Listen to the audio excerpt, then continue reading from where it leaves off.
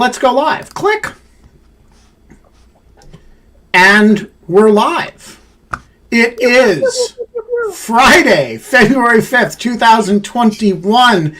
As you can see, Kate has been removed from the face of the earth by, well, we don't know what, but we can only assume. She was there 1 minute, and then all of a sudden, she just sort of incinerated. It is 5:03 p.m. We're a little late because we had to, go through basic mortuary rituals for Kate. But we are here now without the Jewish space laser, and I feel like I owe you all an explanation, which is that we've been stood up by an inanimate space-based sectarian weapon. And I think that is a first. It's been 316 episodes of In Lieu of Fun. We've been stood up before by Noah Feldman and other prominent people, but none of them are inanimate figments of the imagination of deranged congresswomen. I don't know what to tell you. In lieu of the space laser, we're not allowed to have fun anymore. We're apparently not even allowed to have a space laser on the show anymore. In lieu of both, we have a poll up who you all think is most likely to be responsible for the Jewish space laser account on Twitter. I'm personally voting. Ben, usually people that have sock puppet Twitter accounts tend to be a little bit more subtle about their provenance. Just a hair more subtle. They tend to. I am not a person with sock puppets, so I don't know by personal experience, but my understanding, somebody familiar with the sock puppet Twitter community, is usually they're a little more subtle than the Jewish space laser. Tim, I'm seeing like a master class in your future of like you actually teaching sock puppetry. I'm already seeing the ad, like, here's the thing you've learned about sock puppetry, all right? You've got to be subtle about it. All right, so let me like finally out the whole thing. Yes, the Jewish space laser account is controlled by Tim Miller and Dan Drezner in a kind of evil, like, it's like the partnership between international Jewry and Freemasonry got together, and in kind of like that, they created this account together. So we can't have the Jewish space laser on the show, but we know that every component of that sentence was false. Jewish, that is true. I mean, it is. You usually even have Judaica kind of in your background.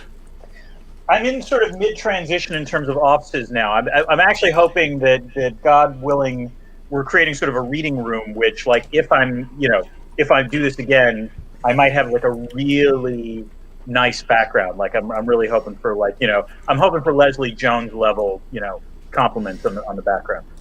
Well, Tim, of course, has the wallpaper, which which gets panned by Leslie Jones aggressively. She hates the wallpaper, and she hates my hair, and she hates my face. It's really been kind of, a little bit of a downer in this season of victory for us Never-Trumpers to have a famous person discover me and just dislike everything about my whole pastiche. Kate's alive. She has not, in fact, been incinerated by the Jewish space laser. What have you been saying about It's a Sabbath miracle. It's a Shabbat. I was going to say that the Lisa Page puppet is back. It is. We noticed that. I found it in my unpacking, which has been a disaster. Can I just say, I thought the Lisa Page episode was the best episode of In Lieu of Fun that I've not been on. I'll probably put it at like 9th, I guess, total of all the episodes, but that was really good. I really enjoyed hearing from her, and then all the fallout from her appearance as well. Well, thank you. I love Lisa Page, so I'm always happy to talk to her. I'm fixing my sound. Apparently, my input is low. Oh, it's as high as it could possibly be. It might be sound because okay. I spilled Thai food all over my AirPods, but that's neither here nor there. Now I'm hearing an echo, just so you know. You are hearing an echo. Well, I don't know why. Are other people hearing an echo? No. Now, I think It was you're... only when Kate was speaking, so that was why I said that. Oh, that's actually the way Kate talks. Oh, okay. Well, Yeah. All right, so let's get started. Dan Drezner, what should be the appropriate sanction for a woman who faithfully represents her district by spouting crazed anti-Semitic conspiracy theories and elevating gun culture over decency and tracking people down this, victims of school shootings down the street?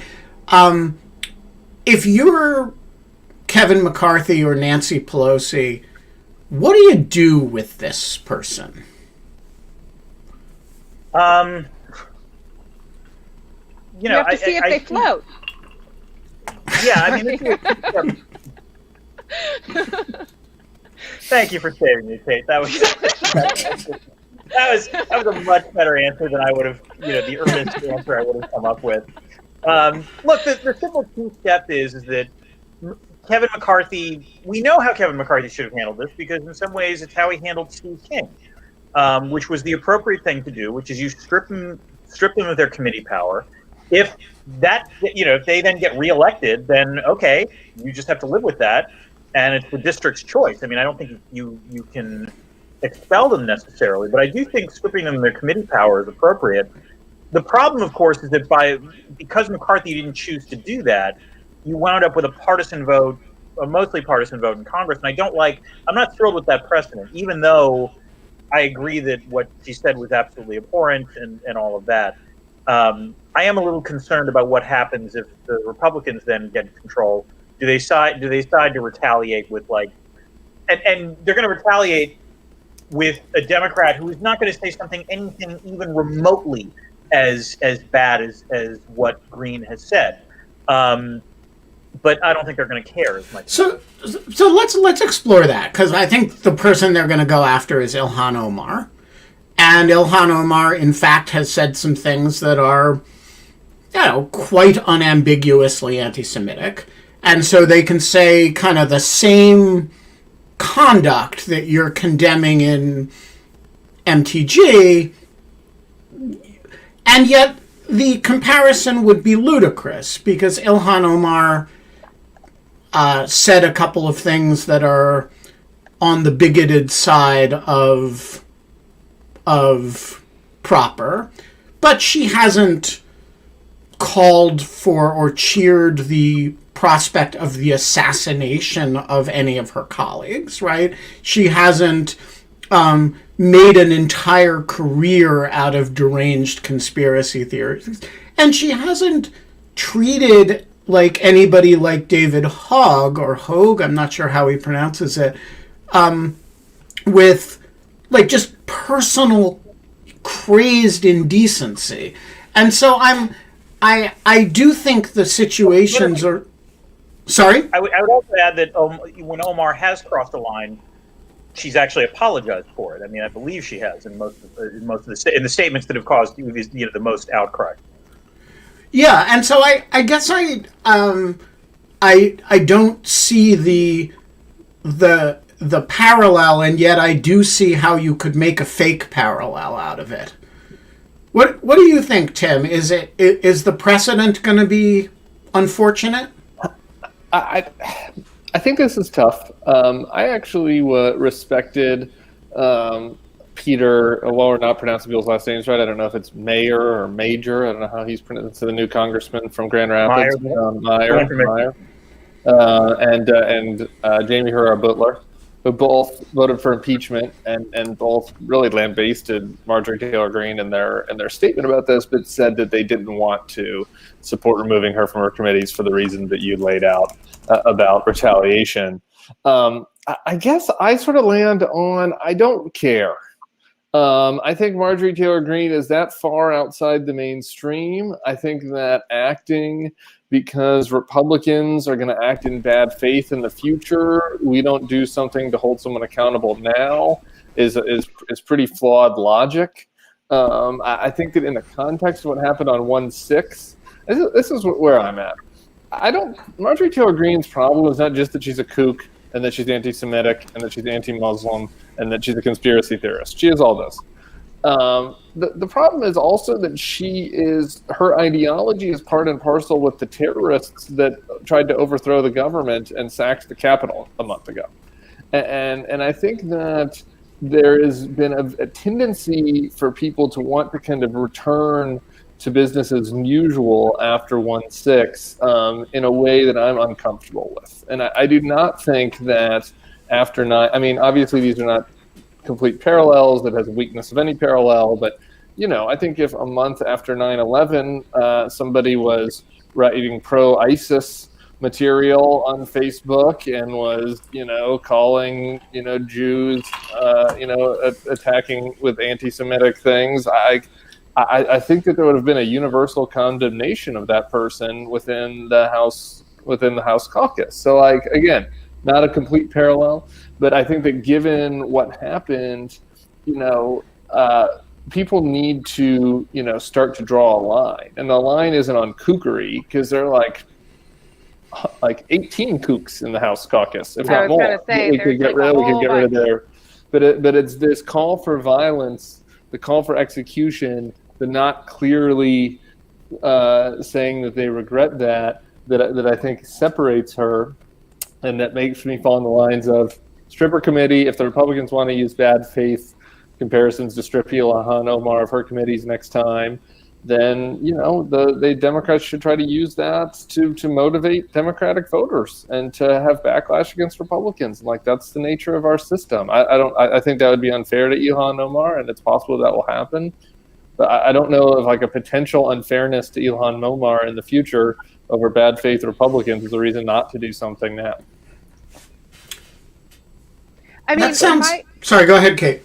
I mean, I agree with all of that. I want to say that drawing the line is that is where the line is drawn, at least in the First Amendment, for a lot of crazy and untruthful speech, is that it's fine until you cross the line into inciting violence.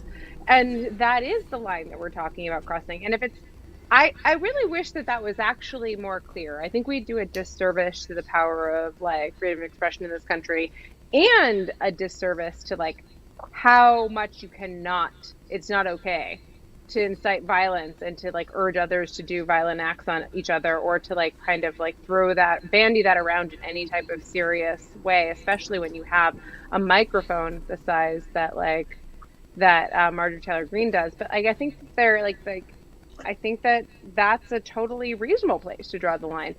And to people who are talking about the slippery slope of this, I think that that's exactly where you have to come in and be no, this is Ilhan Omar is maybe we think maybe in 10 years time, all of the norms will have adjusted and things will have settled out and we'll think she's the kooky, crazy one. Who knows? We have no idea.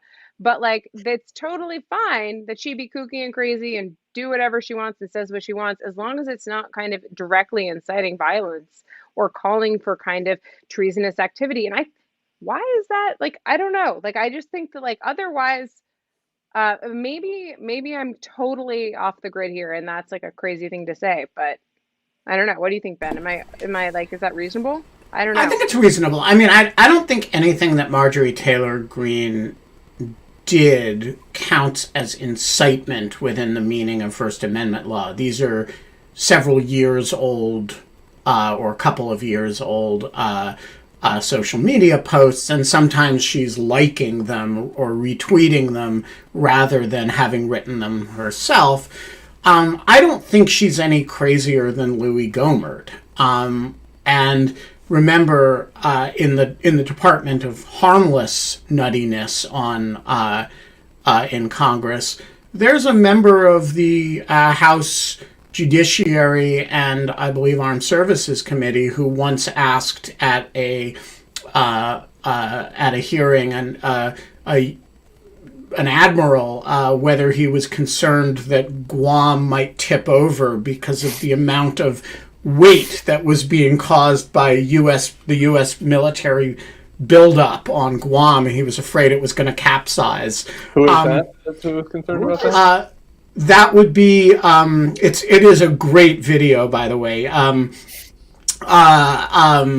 The man who replaced Cynthia McKinney from Georgia, Hank Johnson, and it is completely harmless. It is at no one's expense, but it is crazy weird. Easy for you to say. You're not going to be there when Guam tips over. I mean, Look, I have a very good friend who grew up on Guam, and I asked her about it, and she says she finds it very offensive to all of the Guam people, the Chamorro people from Guam, who have rock hard abs from treading water to keep the thing stable. Yeah, it's a legend on Guam. All right. We got an impeachment trial coming up. How long was McCarthy? I'm looking at the Wikipedia page right now. How long was McCarthy in office? I'm seeing. Joseph McCarthy? Yeah, Joseph McCarthy. I'm saying one term. That's what I thought too. And so, I also just want to point out, is that a failure, or is that a triumph of the democratic process and his crazy shit he was able to pull off in one term? And then also just kind of I think the fact that he then was voted out. What do you think, Dan? I think, unfortunately, the Senate is different from the House, which is to say that it's not surprising McCarthy got voted out because, again, it was a sort of hysteria bubble that got popped eventually around 1954, and it quickly became exposed as problematic. The problem is, and we've seen stories along these lines, that Green is popular in her district, that the latest acquisitions have not necessarily affected her standing. It'll be interesting to see whether she gets primaried on this, but I don't know if that primary is going to succeed. She's popular nationally. I mean, what? Not so popular, but she's kind of popular nationally. I mean, the Axios poll, even if you think that, who knows, it's one poll, but she had a +10 fave unfave with Republican voters, whereas Liz in Cheney Republican voters generally. Yeah, whereas Liz Cheney was -28. Wow. So. I mean, this is where the voters are right now. So that I think more lends to this idea of okay, well, you're not going to get rid of her that way, so shouldn't you sanction her? The question is, does she even care about this sanction? Are most of these legislators just posters now? Anyway, wouldn't the best way to sanction her be to take away her, Facebook, put her in a Facebook penalty for a month would probably hurt her more than taking her off a committee. But so yeah, Tim, what do we know about that district? I mean. Yeah. Has it historically been a place that generates, it sounds like it's got a lot of crazy voters. Has it been historically a place that's generated wackos in Congress?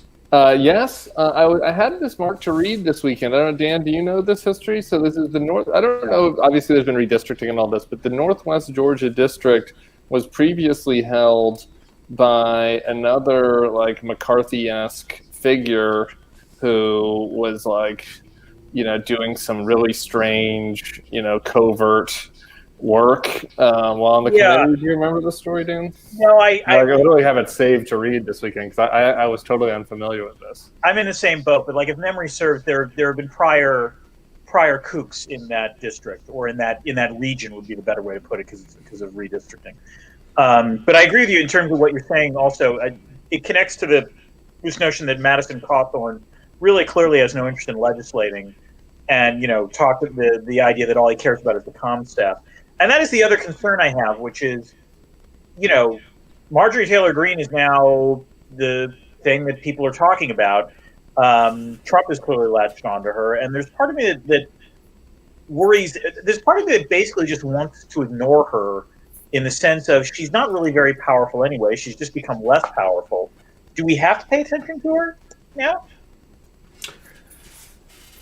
Well, look, I want to answer that, but I want to just to Ben saying, because this is instructive. So the district, I just Googled this. The district is new because Georgia's growing.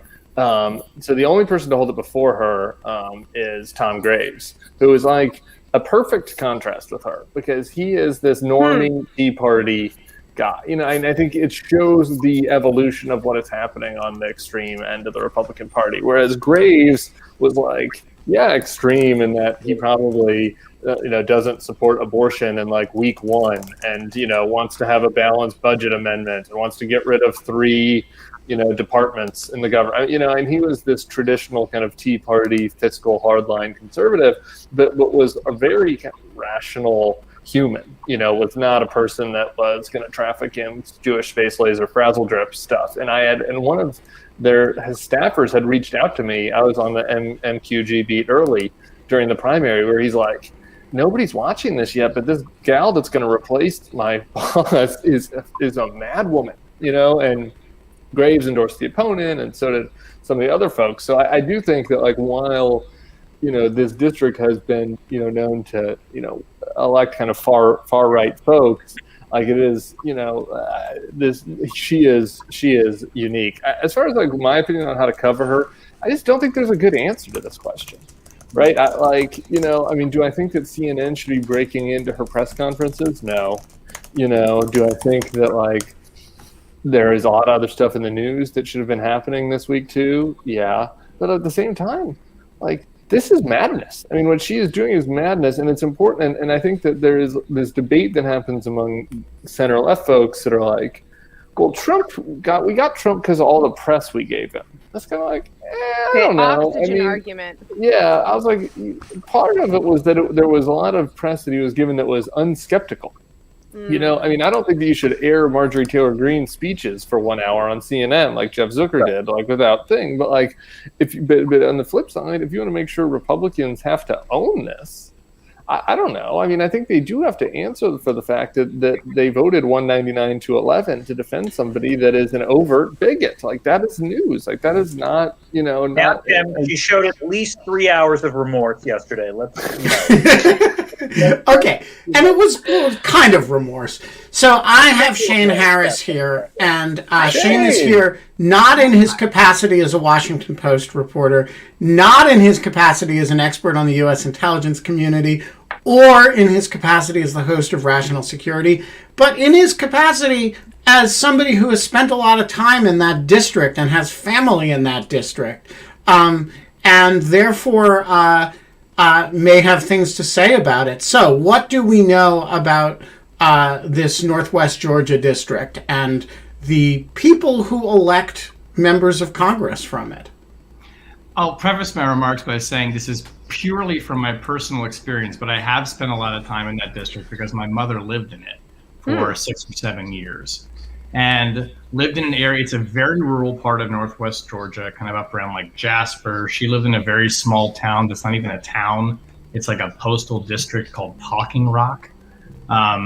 And kind of like up on a mountainside in like a gated community, which is very much not like the rest of that community, right? But it's Northwest rural Georgia. It is like if you have suburban Atlanta, then you have exurban kind of Atlanta, then you're out into the rest of sort of rural Georgia.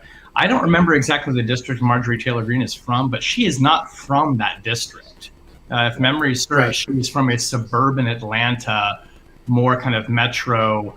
I'm not sure if it's like Gwinnett County or if it's Cobb. I grew up in Cobb County, I should say, too, in East Cobb County. So like, she was like a CrossFit mom in the suburbs. Right. Literally.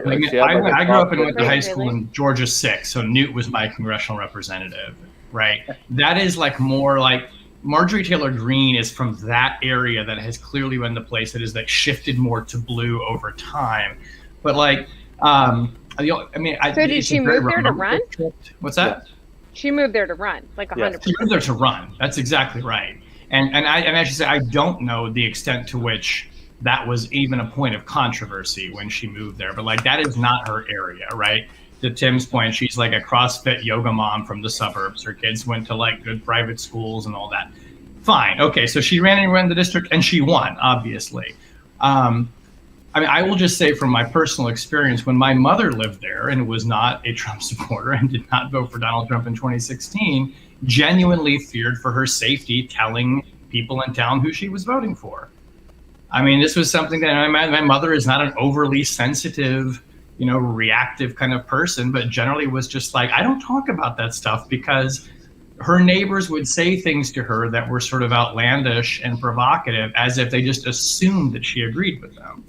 So in my experience, it was kind of like if you were up there, like everybody just sort of believed we're all in the same boat, right? And that if you lived in that district, well, you must obviously agree with these kinds of things. So maybe that explains to some degree why it was more of kind of like a primed like bed for somebody like Marjorie Taylor Greene to come in and just saying this outlandish stuff, because people were sort of already there in their views. She no longer lives there, by the way. I love hearing from Shane. And here's the other thing. I was talking to a reporter who's doing a profile on her. And like the other thing is, in communities like this isn't, I've never been to this, part of Georgia, but I have campaigned in other similar communities. And over time, like there's been such a loss of like community organizations and stuff like this, where the person that would represent a district like this would have been, the Elks Club head or whatever, and like all of that stuff is so rot, and that like she was able to move to the district, and their convening place is Facebook, where they're all talking about these insane like conspiracies about Hillary Clinton being like a lady that rips skin off of babies and wears it. Maybe that's how we should add to the traffic of and the audience of In Lieu of Fun. No, it's not. Hillary conspiracy theories. Right. Like, I mean, when, like, in my mother's, like, I mean, and granted, she lived, again, in a kind of, like, it's a very small place where you're not, like, right on top of your neighbors, and she was in a fairly remote kind of part up on a mountain. But there wasn't, like, a sense when I was there of any kind of much of an organizing function. And I think social media, like in so many communities, fills that vacuum, right? And, I mean, maybe to the point where, maybe that helps explain like why when she would have interactions with people, they just assumed that she was already on the same page with them and all the stuff that they were reading online. And she was just biting her tongue, and she would call me and be like, I'm hearing the craziest shit from people and I don't know what to say. And it was one of the reasons she left. So one of the amazing stories that I have that I give as an example when I teach online shaming and privacy law actually also takes place in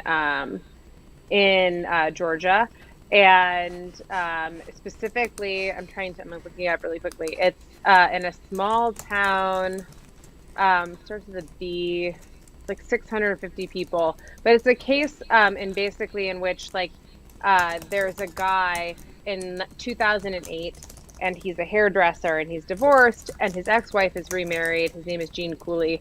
His ex-wife is remarried, and they have he and his ex-wife and her new husband have a lot of domestic violence. And what ends up happening is that it's a horrible murder-suicide, right? And like, there's no way that he's implicated, and they have kids and like everything. It's a terrible story. But Topics message boards, which is like an early message board system, this is 2008, has just come to this small town, and people start posting on this message board that he had some hand in murdering his wife and her ex-husband, even though there's like absolutely no evidence of this. But then it gets weirder. Like, it's not just that he was a murderer. He's a drug user. He's been fired from every job that he's in. He's a child molester. He's like all of these things. All of his his entire hairdressing business dries up, like, because no one will come and like see him, no pun intended. And then, like, actually no pun intended for one of the first times in my life. And then there's like all, like, just like people won't serve him at the diner, and it's like a small tiny town, and he leaves. He like feels like his kids stop talking to him. His family won't see him. They like start believing these rumors. There's multiple people posting on these message boards. And he's driving out of town. He goes and he sees an attorney, literally pulls his U-Haul into this like thing. And the attorney goes like, I've never dealt with a case like this, but I'll see what I can do. He ends up subpoenaing the Topics for the IP things. They're all one person. It's all one person that he has no memory of meeting. It is this judgment-proof woman who has nothing going on and is sitting at home, and literally they both work. And her name is Marjorie Taylor Greene. No, don't say that. We're gonna get sued for defamation. No. Okay, Sorry, but my point is that like there's like this crazy has been happening in this, like, it's not even. Like, I'm just saying that this is like these things happen over and over again, and there's nothing to kind of prevent a lot of these types of harms. And individuals have been suffering these harms, as they know, in like small ways. And it's like now the entire country is suffering these types of harms from these types of people. Sorry, All I right. think I went on too long. No. I just want to shift to the impeachment trial, which means we're going to wave goodbye to Shane. Shane, And Shane's going to vanish in a puff of smoke. Here it goes. Puff! Yeah, there. We got an impeachment trial coming up next week, Dan Drezner. Are you going to be riveted to C-SPAN for it, or are you going to be ignoring it? I'm going to be ignoring it. Me too. I cannot stress enough. I live it this way. I'm sure I will be catching the highlights. I'm sure, and I'm not going to promise that I will abstain. Like if something really crazy happens, then maybe I'll turn on, the TV, or I'll just, pull up a YouTube thing.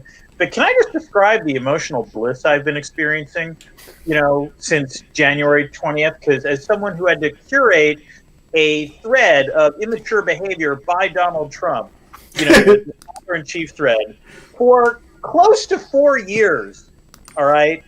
By January 20th, I was not in a good place. And it was fun for a long time, and in the last 4 or 5 months, it was not fun at all. It was exhausting, and I felt guilty a little bit because I was describing behavior that he was doing that was simultaneously immature and also, absolutely god awful for the country. And so it felt really bad. And, in terms of the impeachment trial, I already know what I think about this. I already know what everyone else thinks about this. I'm just sort of curious I'm mildly curious to see whether or not Trump's lawyers managed to stick to I love how they're trying to frame this as the constitutional questions rather than his actual behavior on January 6th, or whether he won the election fraud, because even by the constitutional, questions, this is mostly a bullshit defense. And so I don't think it's going to work on that standard as well, but nonetheless, and then I'm curious for the final vote. But other than that, no, I have other things to do that are more important. I'm sorry. What about you, Tim? Are you going to be riveted to C-SPAN? I do not have other things to do that are more important than to just wade in the water of Donald Trump's misery. So I will be watching, and I will be watching with great pleasure. Me too. And I also think it's important. In addition to the fact that I will get some enjoyment out of it, it's nice when those two things overlap. But I sometimes feel like I'm a little bit fighting a lonely battle. Like Dan with the toddler thread is like me right now on this was really, really bad. I know that everybody wants to just move on, but I feel sometimes like I'm the one that's like, this was really, really, really, really, really bad, and we need to make sure it doesn't happen again, and we need to make sure the people who are going to let him off the hook for this have a mirror held up to their face and are made to feel great shame for a week. Because a lot of these senators were complicit in what he had to do. I have a serious question about that I just had an argument with Quinta Jurecic and David Priest on the Lawfare podcast about, which is not out yet, but we just recorded it. And, their contention was that Democrats have other business to tend to legislatively, and and so Republicans want to make this go away, and Democrats, have other business they need to get to, and so they, neither side has a real incentive to push for witnesses. And I was like, wait a minute, we have 4 hours basically where Trump is between the time that he is gives the speech and when he shows up and on that video saying you all are beautiful, I love you, you're very special, go home, where all we have is anonymous sources in news stories saying he was dancing with glee and calling senators and having a grand old time. I don't understand what the point of having an impeachment trial is if you're not going to call like Mark Meadows and Steve Miller and all the people who were with him in that period of time to find out what he was doing. And I think that would be completely riveting. The sort of reluctant witnesses being made by the Senate to testify about what Donald Trump was doing while the Capitol was being stormed. And so my question, Tim, is it seems to me the Democrats have the votes to force this. The managers should want it. Why wouldn't it happen? Because Democrats are wussies sometimes and weenies. I mean, Tim Kaine was saying this. We have other business. Do we really? I mean, at this point, they're not going to get the 10 Republicans for the COVID bill. Pass that bad boy through reconciliation, and all the rest of the stuff can wait 3 weeks. I mean, the COVID thing is important and time sensitive, and the vaccine money and the money for the state and local, all this stuff, the money checks for individuals, all that stuff's got to happen. But they already have a bill, right? So that should be able to move through pretty quick. And then I think they need to take time on this. They need to call witnesses. Absolutely. I think the Republicans need to be made to feel pain on this. And by the way, I know that we're all political wizards that know what's going to happen, and we've all already decided that there are only 6 Republicans that could even possibly vote for this. This is all a waste of time. But I don't know, things happen. History happens. Somebody might testify something that changes the game. This happened during the Nixon, years. I'm not saying that we should be wishful or hoping that Republicans come to their senses finally, but they should at least be pressured to come to their senses.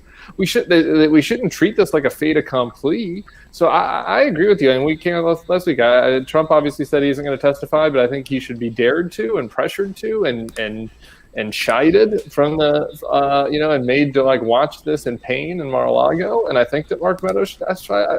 I think that they all should testify. This is a historic, unprecedented abdication of duty by the president, and it needs to be marked. Period. It's as important as any of the other things that are on the agenda, besides the timeliness on the COVID. I have a legal question, which is, let's assume for the moment that they go with the Wittes plan, and decide, okay, they're going to call Miller, they'll call Meadows, they'll call Ivanka, I don't know. Call everybody who was around him. Find out from Mark Meadows who he was with in that period of time, and call them all in sequence. Okay, I'm assuming that what they would then try to do is invoke executive privilege. My question is, can they do that in an impeachment trial? Okay, so there's two issues here. One is, can you compel their presence in the first place? And the answer to that is yes. So if you have the votes, you can send the Senate Sergeant at Arms to get them. You can issue a subpoena, and the rules explicitly give them the power to enforce it, to compel presence. Now, would somebody file a motion in district court in Washington to quash the subpoena? Yes. And so are you going to have a little bit of litigation to do? I think you probably would. And I think the Senate would probably recess while that litigation was happening. But I don't have any doubt that the Senate wins that litigation, by the way, and it wins it pretty quickly. It's not like the McGahn situation. The rules are very clear. It's clearly germane to the article of impeachment. I think this is a relatively quick thing, and so would you have to fight about it? Yeah, you'd have to fight about it. Now, there's a second question. The one you explicitly raised is about, once they're there, can they say executive privilege, executive privilege, executive privilege? And the answer is yes and no. So the executive privilege is actually controlled by the current president, not the former president. And so Joe Biden does get to say, to the extent there's any executive privilege, I waive it. There is a long-standing dispute as to whether a former president has some residual executive privilege. And I actually learned about this dispute when I was an editorial writer at the Washington Post, and the Bush White House issued what I thought was actually a quite thoughtful memorandum or executive order about declassification of old executive documents and how the National Archives should handle them. And this document was written by a young White House counsel's office staff lawyer named Brett Kavanaugh. Yes, it was quite good, actually. And it had you love to say that. You're like, oh, yes, there was this young court report, named. You love that line. It's a good line. I use that line. No, and so I was actually expecting it to be Marjorie Taylor Greene. That turned it was not Marjorie. Marjorie Taylor Greene couldn't think her way through this issue without mentioning the Jews. There is a long-standing sort of question about whether the former president has some residual capacity to assert executive privilege. I think it is unlikely, and these are the worst possible presentation of the facts for that, right? It's like, okay, in his impeachment trial, he's asserting executive privilege that the current president does not stand by to cover up his own wrongdoing. And so I think the executive privilege claim would not stand there, but could it be litigated and suck up some time? Right. Yes. Okay. Alice Lee, because you are a Tufts alum and Drezner is a Tufts professor, you get the first question. I actually never got anywhere near classes because I was in the School of Engineering, but I did know you as the cool professor who was on a Game of Thrones podcast one time. So, kudos for that.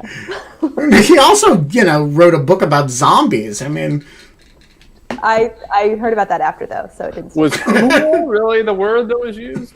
Cool professor who was on? It's tough. It was We're not tough, allowed to I guess. Word quirky anymore, like it's banned, but we are pretty quirky. So. Got it. Okay. Okay, so my question is extremely off topic, but it is something I'm interested in. I know that Biden is signing the New START treaty, but also being tougher on Putin. And I was wondering what you think is when we know if we can carve off issues the way we did with the nuclear issue and Russia, and when we shouldn't do that. So I'm wondering if you have a rule of thumb. I assume that question was directed at me, but my rule of thumb is that if you can sign something that reduces the likelihood of a nuclear apocalypse, you do that regardless of who you are signing the agreement with. And it's actually funny. I'm teaching this course now. I just developed this course for Fletcher called the End of the World and What Comes After, about essentially various ways in which society could end, systems could collapse, and so on and so forth. And one of the things, and this is sort of inspired by COVID. Well, there's been a lot of focus on pandemics and climate change and cyber as potential risks that could really cause systemic collapse. Nuclear is sort of passé, but that doesn't mean that it can't happen. And so, generally speaking, you want to sign agreements, you want agreements out there that reduce the likelihood of both nuclear proliferation and nuclear distrust and a lack of nuclear safety. And so renewing the New START Treaty is a no-brainer in that sense. It's something that should be done. And by the way, if you don't think it should be done, then there's one of two arguments for why it shouldn't be.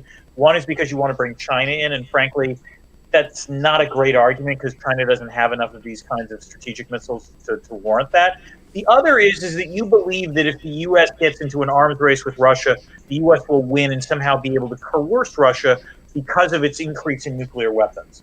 And there's actually a chance that might be true, but the risks involved with that are really high and not something I would recommend messing around with.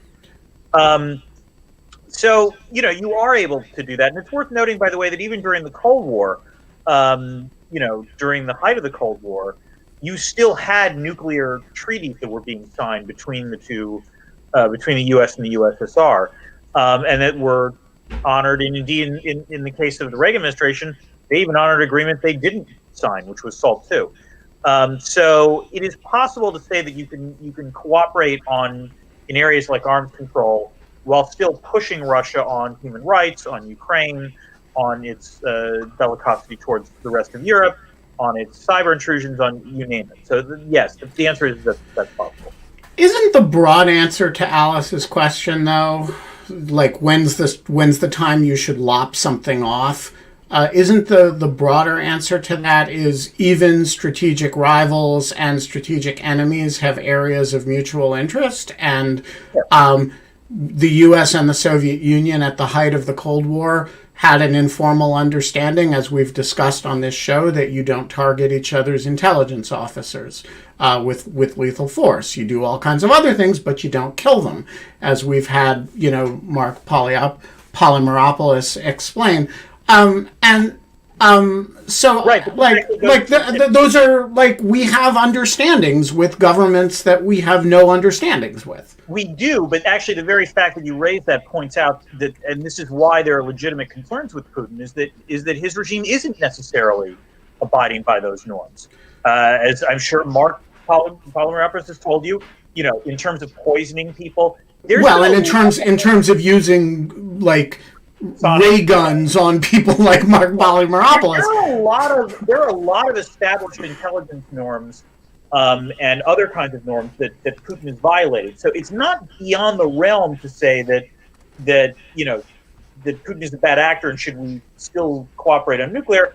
Nonetheless, you can still say that even in this instance, there are things that, among other reasons, it's in Putin's self-interest to cooperate on this. He wanted this arms control treaty renewed, and because it's not in his interest for there to be an unregulated arms race with the United States. What I think a lot of Americans might not understand, it's not in our interest either, because we don't want more nukes. The more nuclear weapons you have, the greater the likelihood of a nuclear accident. And as someone who has read, and was an RA actually for Scott Sagan, who wrote a fantastic book in the late 80s called The Limits of Safety, and a more recent book by Eric Schlosser called Command and Control. The number of near nuclear accidents we've had is genuinely terrifying. So I have brought on Eric Berg, who has an interesting Northwest Georgia comparison point to make. To compete. Except I can't get his microphone unmuted. I'm dazzled by Tim's hair to even do anything at this point. Yeah, well, Tim is. I think we should all let down our hair, except mine is this short. So I'm gonna let Eric mime his question. No, I'm actually gonna remove him and bring him back in, and see if we can make him audible. I love your hair, Tim. That looks great. Can we get a poll going between me and Kate and Eric on who has the best? I think we're definitely doing that. But by the way, the audience thinks that I am the Jewish space laser. Eric Berg. The Jewish space laser. Yeah, there is no. By the way, the one of us that is most plausibly the Jewish space laser is clearly Drezner. He's the one with a sense of humor who's Jewish and who's known to do long-term joke Twitter stunts. He's got time in his hands now. And the space laser showed up right around the time that the toddler-in-chief thread died. So the Jewish space laser and the toddler-in-chief are the same. Yeah. So if anybody wants to change their vote, meanwhile, we are going to pose. Eric is going to pose his question while I pose mine in the poll. So my theory is that the Jewish space laser is anti-Semitism cow, but that's just me. Anti-Semitism cow has hung up her spurs. Yeah, so it came back as a laser. For a cow. Which I was devastated by that. I thought the anti-Semitism cow was an unusually great piece of Twitter mischief. And I liked her sense of her a lot of people are too quick to throw around the term anti-Semitism, but when the anti-Semitism cow mooed, it was like no joke anti-Semitism. It wasn't like, somebody criticizing Israeli policy or something. And so I actually really admired the anti-Semitism's cow's discipline. It was like a trusted source. When you saw that moo, you knew you weren't playing with like chicken shit anti-Semitism. It was serious ass anti-Semitism. All right, Eric Berg, the floor is yours. Yeah, so for areas of the country that are dominated in their legislature by folks similar in their view of the world as Marjorie Taylor Greene, I mean, Idaho, we are up against probably a constitutional amendment to ban all drugs in the future that aren't already legal, because apparently that's a good idea, and no limits on. I don't really think that that's going to be past constitutional muster, but just speaking. Yeah, no, I agree. Remove all powers to limit gatherings. I mean, it's a kook show. Clause, people. Okay, but anyway, go ahead. What's the best method of pushing back against this kind of lunacy when being competitive in elections is difficult? I mean, we've got 75-25, for people who are like Marjorie Taylor Greene winning elections by those kind of amounts. So, and just for those members of the audience who don't know you, Eric, you are in rural Idaho, right? Well, I'm in Ada County, so Boise is as metro as Idaho gets. Yeah. But, we are, I think the Democrats have like 7 seats out of the 35 in the legislature. So, that's the uphill battle there. And so, those of us who are coastal elites, which is to say all of us, other than you on this, we're all coastal. We have this, people have a perception of Idaho as like pretty out there in the sort of,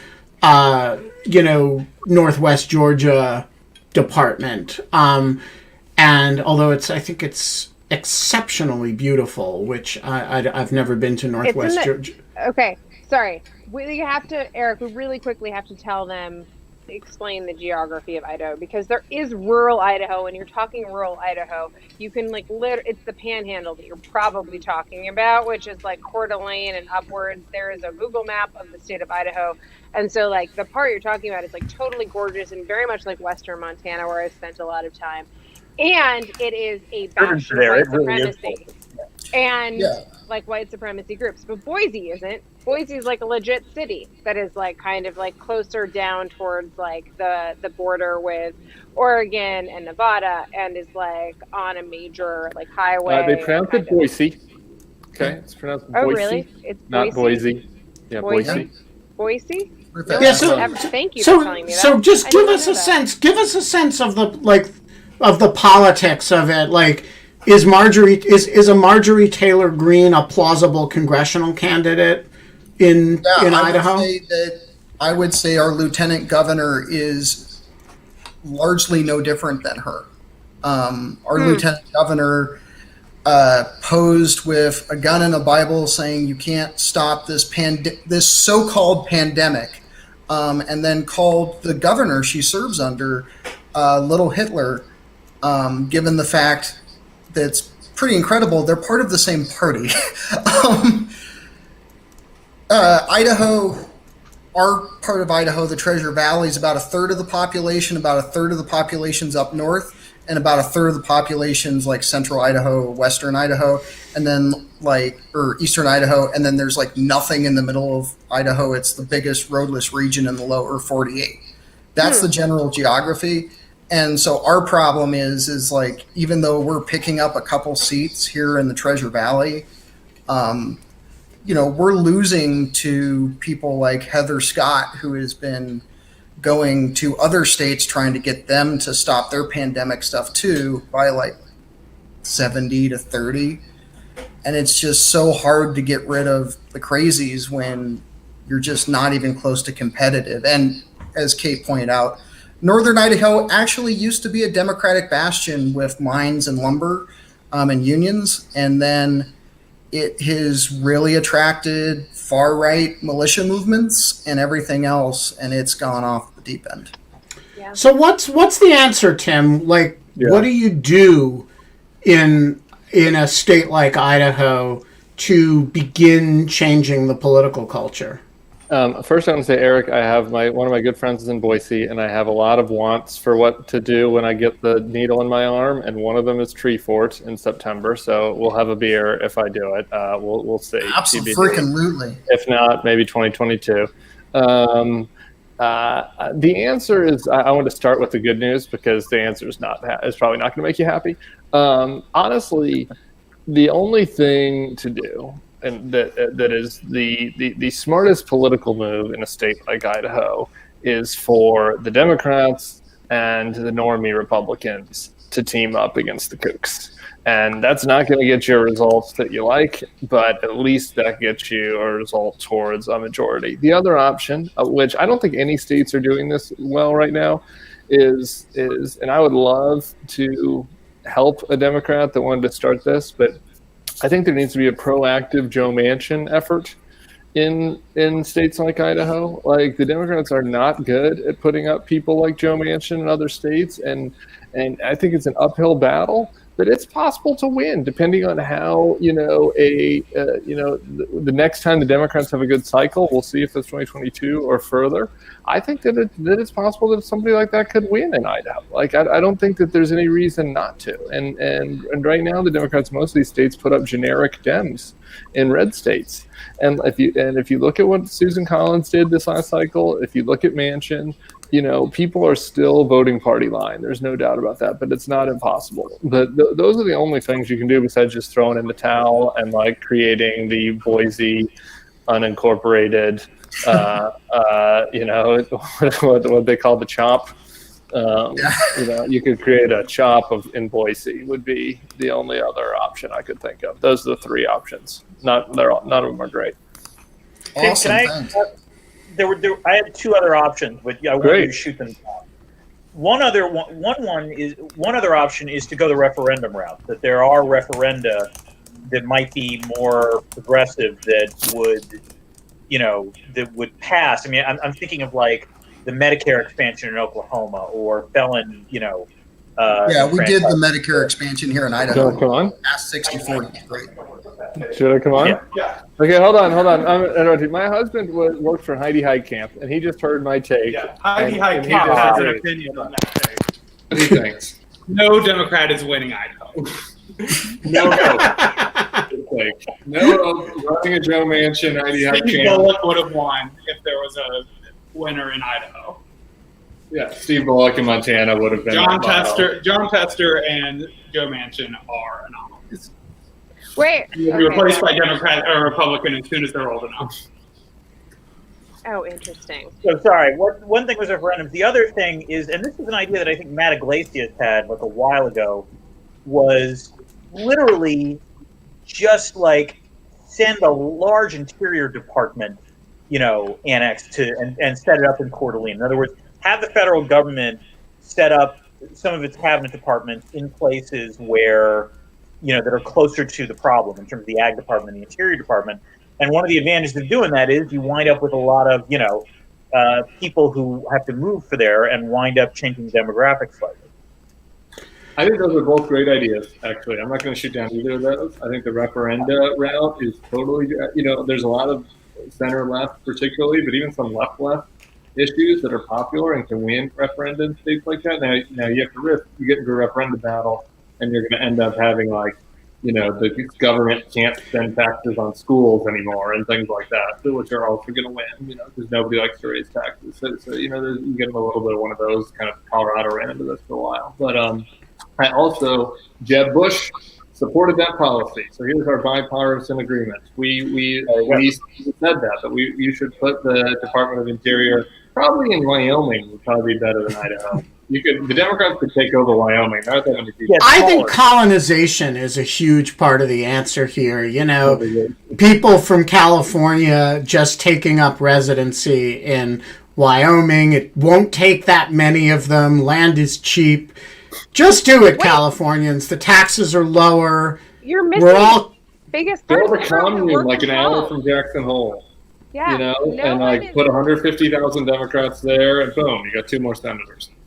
I just don't understand like why this is actually not being talked about as like a real thing.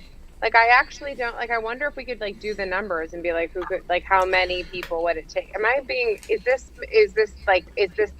something unethical about what I'm suggesting? No, there's nothing unethical about it. It's the way it's I know. it's great. It's a great idea, and we should all do it. Like we- make Wyoming blue again. My phone is exploding right now. People are like texting me, "Oh my God, who is hotter, Tim or his husband?" That's a real text Kate and I just got. I just noticed that are there no scissors in that house? Fly by in the comment I section. just want to say that if you like, given what you both do for a living, if you removed all sharp objects from your house, I would understand completely. I do want to say one other thing I learned about Idaho since Lisa Page Puppet is there is that she sent me the book Educated about Tara Westover, who was like grew up on a white nationalist Mormon cult in Idaho, and it was fantastic. And so that was a little bit of life fuel I got from In Lieu of Fun and from the Lisa Page Puppet that was relevant to the topic at hand. We are going to leave it there. Jewish Space Laser, fuck you for standing us up. Tim Miller, Dan Drezner, you are both great Americans, as is Eric Berg for fighting the good fight in Ada County. And to the good people of northwestern Georgia, who I want to find a place in my heart for. I just want to say, Harris. what's up? Shane Harris. Oh yeah, and Shane's mom. I mean, look, even in places like that, there is a substantial minority of those counties that vote for sane people, both sane Republicans, like the outgoing former member, and the 25 to 30% that would have voted for a Democrat had he not been violently chased out of the state by supporters of Marjorie Taylor Greene. And so we need to remember that these things are margin cases. Sometimes the margins are pretty big, which is what leads to what happened in Georgia. But sometimes they're less big, and we got to always think about the, what the margin is and what can be done about it at the margin. We will be back tomorrow. It'll be Just Us Saturday. It's been a while since we've done Just Us Saturday because we've had other people on the show on Saturday. Tomorrow it'll actually be just us. It's tomorrow Saturday. It is, Kate. And Kate. Kate's had a big week. She taught in person. Lose track of days. Oh, I lose track of days all the time. I mean, but Kate is like, she's moved. She started teaching in person. I don't know if I'm supposed to say she's got a snowstorm. She's got her New Yorker article coming out. It's like been a big week for Kate, I'm a little tired at the moment. A little. I'm gonna be up really late tonight. So. She's gonna be up really late tonight On a Friday night. But we will be. Oh no, it's not just Friday. It's like the next week. But anyway, we're gonna be back. With sleep deprived me.